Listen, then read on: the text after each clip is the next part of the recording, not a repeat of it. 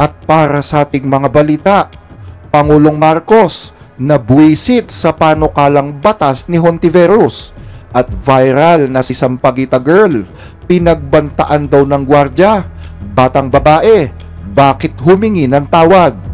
Pero bago natin umpisahan ang ating mga balita, mangyari po lamang na i-like ang video ito para sa patuloy na paghahatid natin ng ating mga updates mula sa loob at labas ng bansa. Malaking tulong po ang inyong like para sa aming mga content creator. Maraming salamat po mga kababayan.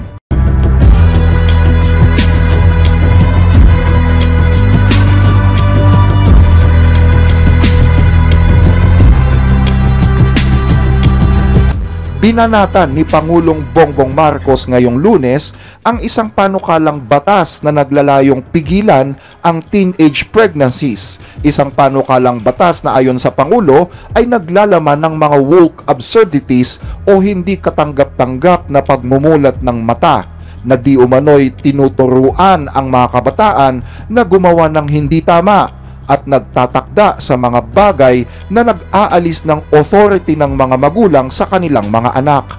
Ayon kay Marcos, naninindigan siya sa kanyang naunang pahayag na mahalaga ang sex education.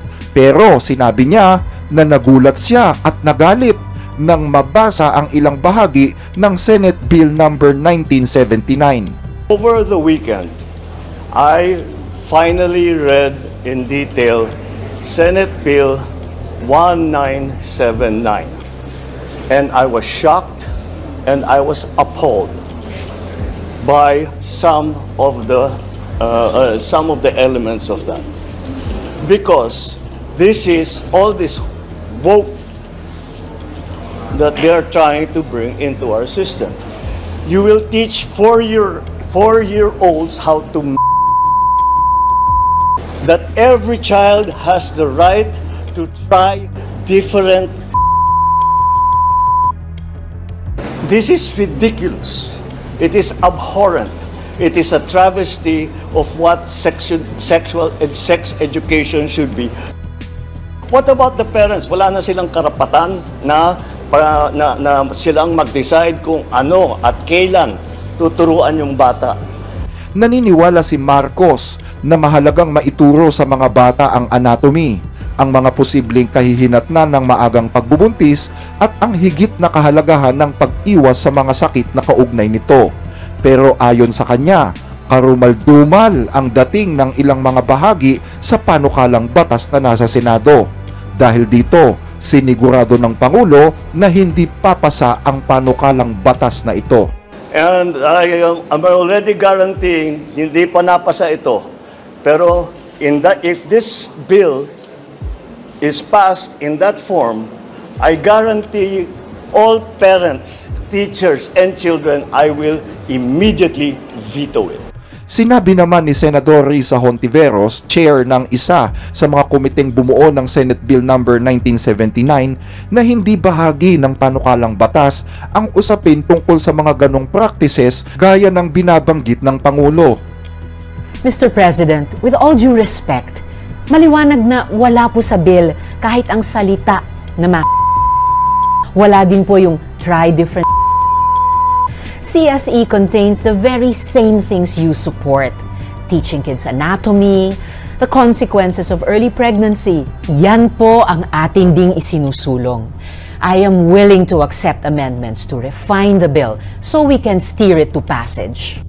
Ang Senate Bill number 1979 ay nag-uutos sa gobyerno na itaguyod at suportahan ang age-appropriate at mandatory comprehensive sexually education, lalo na sa mga paaralan na medically accurate, culturally sensitive, rights-based, inclusive at non-discriminatory. Ang sex education ay isinama sa kurikulum ng mga pampublikong paaralan para sa mga mag-aaral na may edad na 10 hanggang 19 noong 2012 sa ilalim ng Reproductive Health Law. Ngunit ang mga pribadong paaralan na karamihan ay pinapatakbo ng simbahang Katoliko ay hindi obligado na ituro ito. Hindi binanggit sa panukalang batas ang mga katagang sinabi ng Pangulo Pero inaakusahan ng mga tumututol sa batas na ito ay katulad lamang daw ng technical guide na inilabas ng UN Educational, Scientific and Cultural Organization and World Health Organization para sa sexually education na tumatalakay sa ganitong mga gawain. Inaprobahan ng Philippine House of Representatives ang isang panukalang batas para sa pag-iwas sa adolescent pregnancy noong 2023. Ngunit hindi ito naging batas dahil hindi ipinasa ng Senado ang katumbas na panukalang batas nito.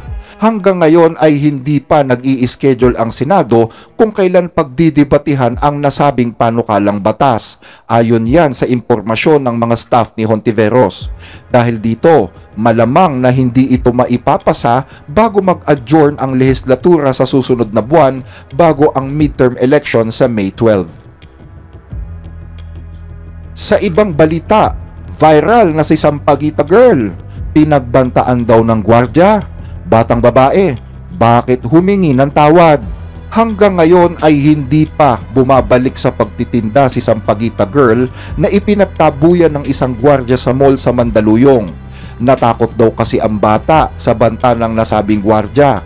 Ayon sa kanyang ina, kahit daw ang kapatid nito ay hindi na rin nakapagtinda dahil sa takot. Dahilan upang maapektuhan ang kanilang kita na ginagamit naman pambaon sa eskwela. Nagsabi nung gwardiya, pasalamat ka, hindi ako nakasibilyan ako. Kung hindi ako nakasibilyan, yari ka sa akin. Ngayon po, parang binanta ang pasyente ng Parang siya naka-uniforme. Kung hindi daw siya naka-uniform, kung nakasibilyan ka, yari ang anak ko. Parang nag-ano siya. Huwag kang magpapakita sa akin na nakasibilyan. Ibig sabihin, may banta siya. Oo. Si Sampaguita Girl ay medtech student, habang nursing student naman ang kanyang kakambal sa isang private school sa Maynila. Pareho ding may 50% scholarship ang dalawa. Ito ang dahilan kung bakit naghahanap buhay ang magkapatid para may maibayad sa 50% pang bayarin sa eskwela. Ang pag-aaral nila po, ma'am, hindi ko kayang tustusan sa hirap ng buhay natin, di ba? Wala naman kung sapat nga ibibigay sa kanya sa edukasyon. Kasi ang hanap buhay namin, ito lang, di ba? Yung tatay namin lalako-lako na ng pakwan, melon, pinya, saka Sampaguita. Hindi sapat sa amin.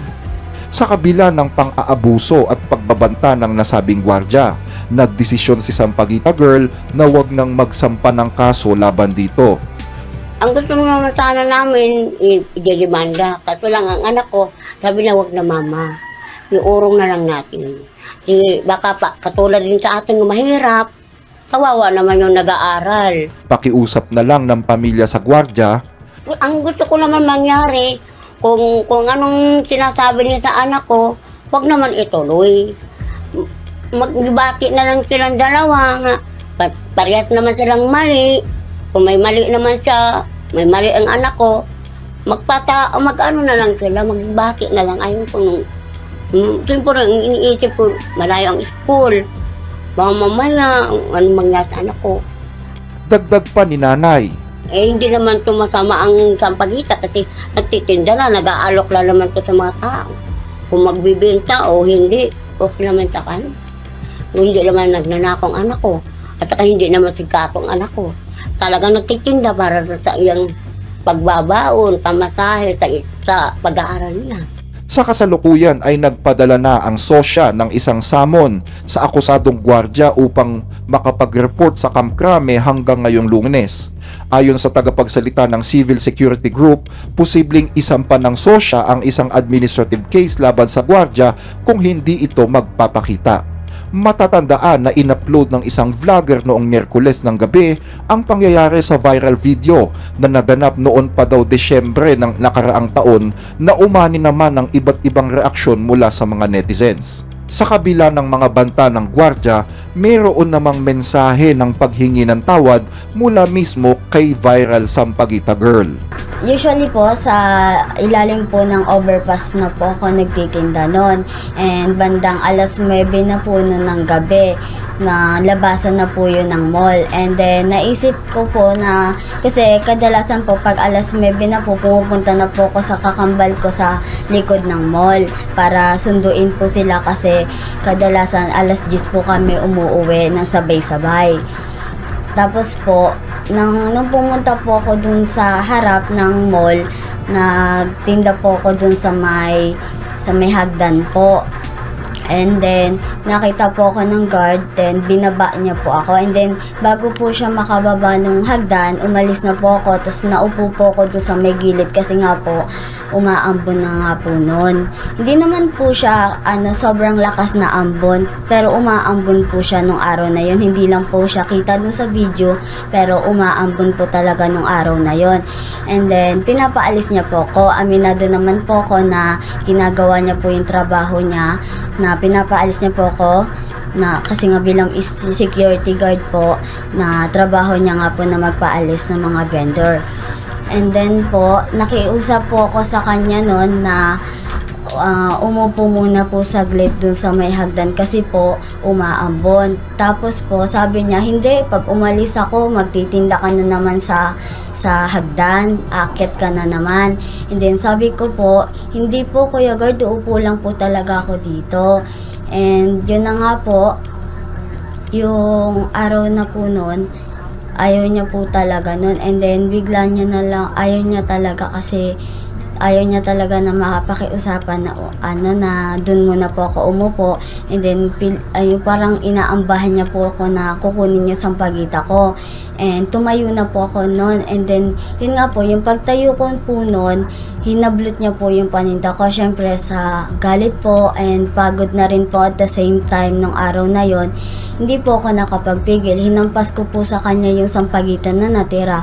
Doon po nangyari yung incident po na yon. Yun po. Anong nararamdaman mo ngayon matapos ang insidente? Para sa akin po, masakit po isipin na ganun po yun nangyari kasi hindi ko naman po gusto na ma-post online yung nga na kasi gusto ko po na yung tahimik lang po yung buhay ko, privacy lang po na ang nais ko. And then nung nga po, kinabukasan po may nagsabi po sa akin na, uy, ikaw ba yung viral? Nasa likod na po ako nung during that time na, ikaw ba yung viral na girl? So sabi, marami naghahanap sa'yo, viral ka na. Nagulat po ko kasi nga po, may ganun po pala akong video na nakapost. Yun na, tuloy-tuloy na po yung mga nagtatag sa akin, tas mga personal information ko po nalilink na po sa social media, and which is hindi ko po ginusto yon at wala po kong intention na mangyari yon. Anong natatakot ka pa rin ba sa security guard? Sa ngayon, halo-halo po kasi yung kaba ko kasi nga po, yun nga po, nasisanti nga po siya, baka naisip ko rin po na yun nga dahil po sa galit niya baka mabalikan niya ako. Hindi naman po sa nag-overthink po ako, pero may mga possible na ganun po yung naiisip ko na baka isang araw maabangan niya po ako sa labas ng school namin, or baka pag nagtinda po ulit ako maabangan niya po ako. Pero yun nga po, ay base lang po yun sa conclusion ko, na base lang po sa nararamdam ko na natatakot lang po ako, at hindi naman po yun talagang yung ganun nga pong nararamdaman. Napatawad mo na ba siya?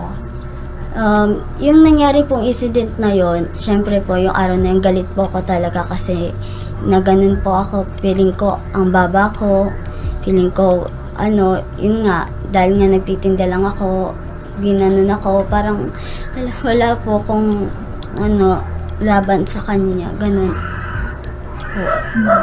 Ngayon may maraming kumakalat sa social media na nililink ka sa kung ano-anong mga tao na hindi ikaw pala. Pwede mo bang i-clarify yun sa amin?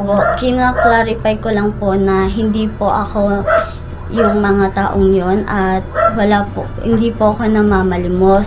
Nung araw na po noon, December po noon, at yung karton na hawak ko po, may nakasulat po na namamas ko po yon, at hindi po ako namamalimos. Nung hawak ko lang po yon kasi yung syempre December po, karamihan sa tao hindi naman po nabili ng sampagita ng araw, mabili ng sampagita. So gusto lang nila na bigyan ako ng konting handog na pamasko, at hindi po yung limos po.